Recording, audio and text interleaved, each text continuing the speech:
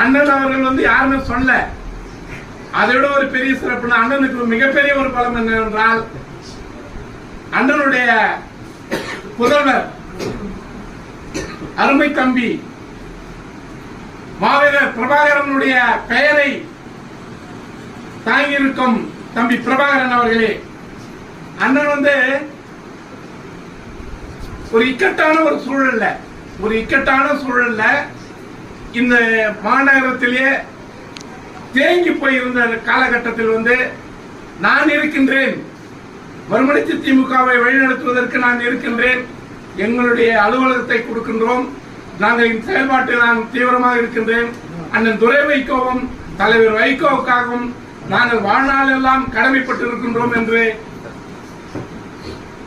தோய்ந்து கிடந்த மறுமலர்ச்சி திமுகவினுடைய செயல்பாடுகளை தூக்கி நிறுத்தியவர் அண்ணன் குமரேசன் அவர்கள். அதற்கு அடிகோலாக இருந்தவர் அண்ணன் ஏகாம்பரம் அவர்கள்.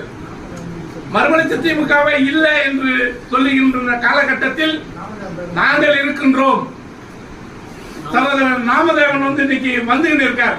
அவருடைய தொழில் நிமித்தமா இன்னைக்கு வந்து சென்னையிலிருந்து விரைந்து வந்துகிட்டு இருக்காங்க. ஆனா இதெல்லாம் இங்க நம்ம ஏன் சொல்வதற்கு கடமைப்பட்டிருக்கோம் என்றால், மறுமலர்ச்சி திமுக வந்து யாராலும் எந்த சக்தியாலும் எந்த கொம்பனாலையும் அழித்து விட முடியாது, உடைத்து விட முடியாது.